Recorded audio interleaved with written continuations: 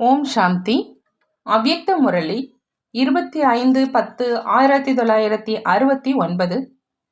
அவ்யக்த பாப்தாதா, மதுபன். மாலையின் மணி ஆவதற்காக வெற்றியாளர் ஆகுங்கள். பாப்தாதா குழந்தைகளை பார்க்கும் பொழுது முக்கியமாக எந்த விஷயத்தை பார்க்குறாங்க? ஒவ்வொரு ரத்தினமும் தனக்குள்ள என்னென்ன மாற்றத்தை கொண்டு வந்திருக்கிறாங்க என்பதை காணவே இன்று வந்திருக்கிறாங்க. ஆகையினால இன்று மாற்றத்தை காண்பதற்காக வந்திருக்கிறார்கள். ஒவ்வொருவரும் அவரவர் சக்திக்கு ஏற்ப மாற்றத்தை கொணர்ந்திருக்கிறாங்க.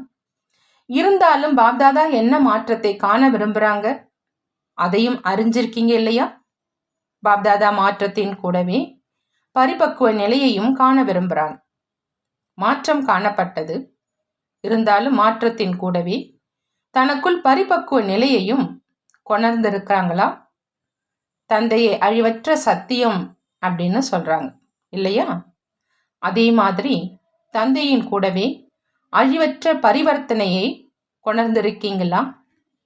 கிடைத்திருக்கும் பொக்கிஷமும் அழிவற்றது, கிடைத்திருக்கும் பிராப்தியும் அழிவற்றது.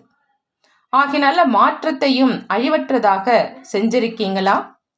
அல்லது என்ன சூழ்நிலைகள் வரும் அப்படின்னு தெரியல, பரிபக்குவ நிலையில இருக்க இயலுமா அல்லது இயலாதா அப்படின்னு தெரியல, சென்ற பின்னர் தான் தெரிய வரும் அப்படின்னு யோசிக்கிறீங்களா?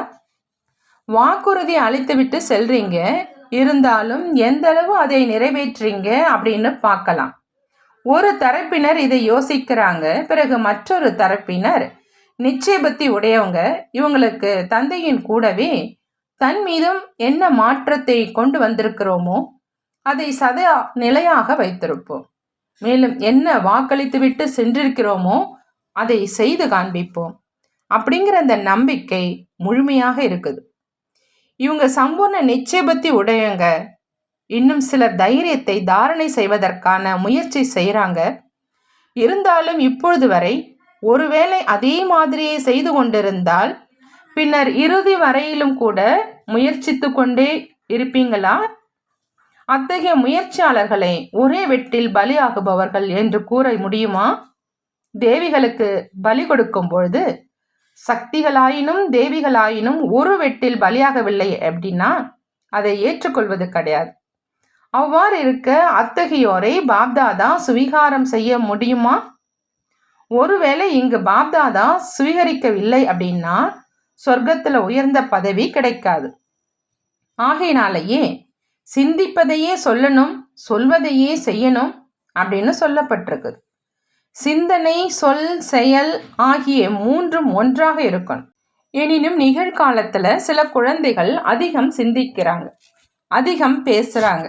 ஆனால் செயலில் வரும் பொழுது கூறியதை குறைவாகவே நிறைவேற்றாங்க. ஆகையினால இந்த பட்டியில பக்குவமாகி போகணும். அதாவது பக்காவாக வாக்களித்துட்டு போகணும்.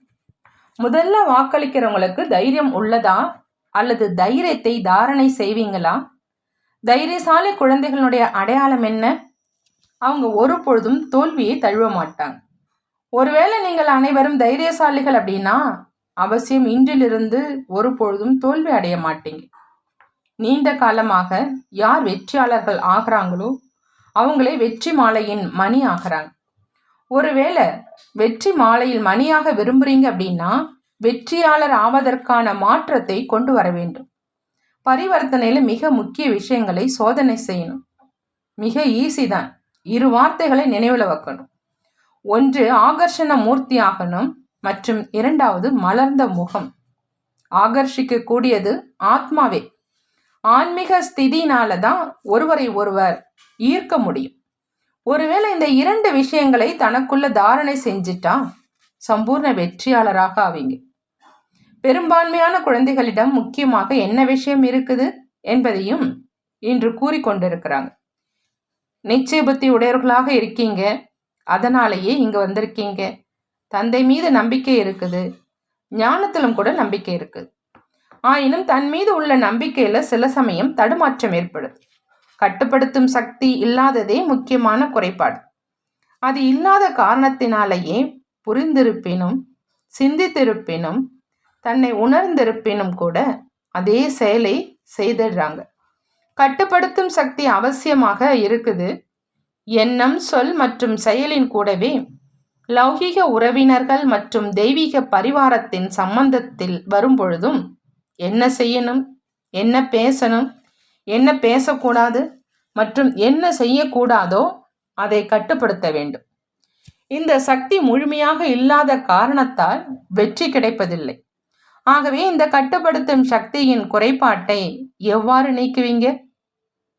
ஒரு பொருளை மிக வலிமையோடு கட்டுப்படுத்த வேண்டுமாயின் சில பொருட்களை லேசாக விட வேண்டியிருக்கும் என்பதை சில சமயம் கோபர்களாக நீங்க கண்டிருப்பீங்க. எப்பொழுதாவது பட்டம் பறக்க விட்டிருக்கீங்களா? பட்டத்தை கட்டுப்படுத்த மேலும் உயரத்தில் பறக்க செய்ய என்ன செய்யப்படுகிறது? இதுவும் அத்தகையது. தனது புத்தியை கட்டுப்படுத்த சில விஷயங்களை லேசாக ஆக்கணும். அனைத்தையும் விட லேசான விஷயம் எது? ஆத்மா, அதாவது புள்ளி. தன்னை கட்டுப்படுத்த வேண்டும் என தன்னை முற்றிலும் லேசான பிந்து, அதாவது புள்ளி ரூபத்தில் நிலைக்க செய்யணும். கட்டுப்படுத்துவதற்காக முற்றுப்புள்ளி வைக்கணும். ஆகவே நீங்களும் புள்ளி வைங்க. நடந்து முடிந்தவைகளை முற்றிலும் மறந்துடுங்க. பார்த்தீங்க, செஞ்சீங்க, பிறகு முற்றிலும் அதை சமாப்தி செஞ்சிருங்க. சமாப்தி செய்வது அப்படின்னா புள்ளி, முற்றுப்புள்ளி வைப்பது.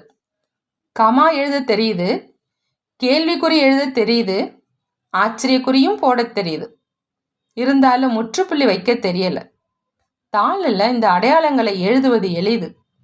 ஆனால் தன்னுடைய கர்மங்கள் மீது முற்றுப்புள்ளி வைப்பதில் கஷ்டம். ஏன்?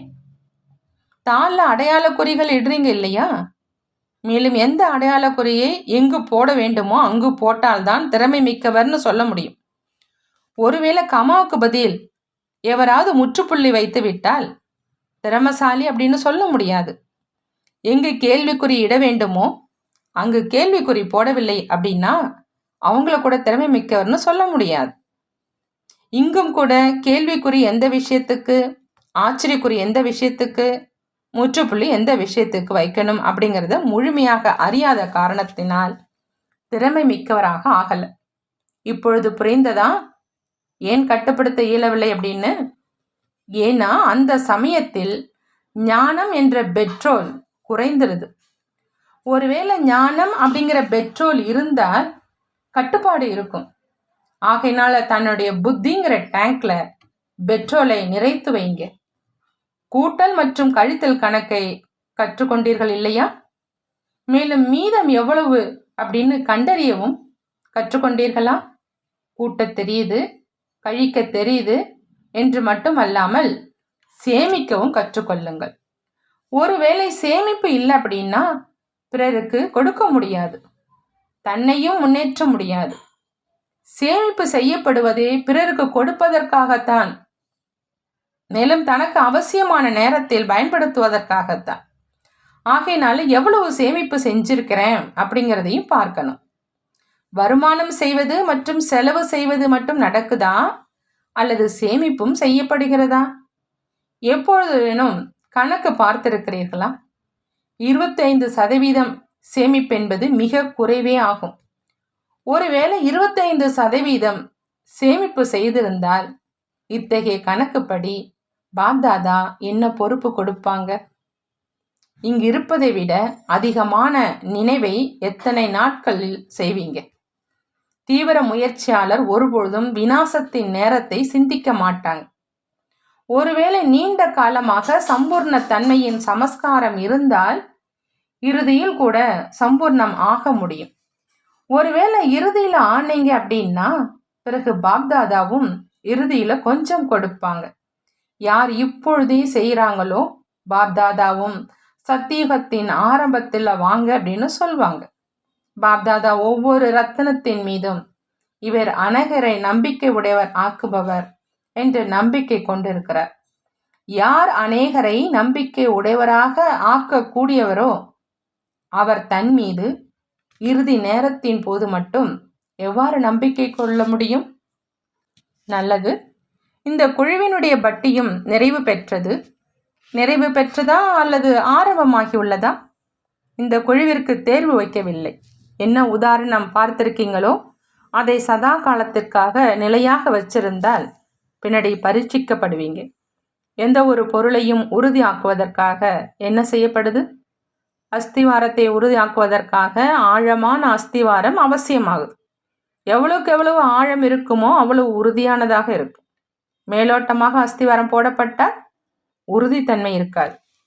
எந்த அளவு ஆழமாக ஞானம் தாரணை செய்யப்பட்டிருக்குமோ அந்த அளவே தனக்குள் உறுதித்தன்மை கொண்டு வரப்பட்டிருக்கும். அனைவரும் ஏதாவது மாற்றத்தை கொண்டு வந்திருக்கீங்க. இருந்தாலும் ஏதாவது என்று ஏன் சொல்லப்படுது? ஏன்னா நடைமுறையில் கொணர்ந்த பிறகுதான் இறுதி சான்றிதழ் அளிக்கப்படும். இப்பொழுது சான்றிதழ் அளிக்க மாட்டோம். ஒவ்வொரு குழந்தையும் ஊக்கம் உற்சாகத்தோடு தனது புருஷார்த்தத்தை முன்னேற்றம் அடைய செய்வதில் மிகுந்த முனைப்போடு இருப்பதை பார்த்து இப்பொழுது பாப்தாதா மகிழ்ச்சி அடைகிறாங்க. இருந்தாலும் நடைமுறை தேர்வினுடைய முடிவு வெளிவந்த பின்புதான் சான்றிதழ் கிடைக்கும்.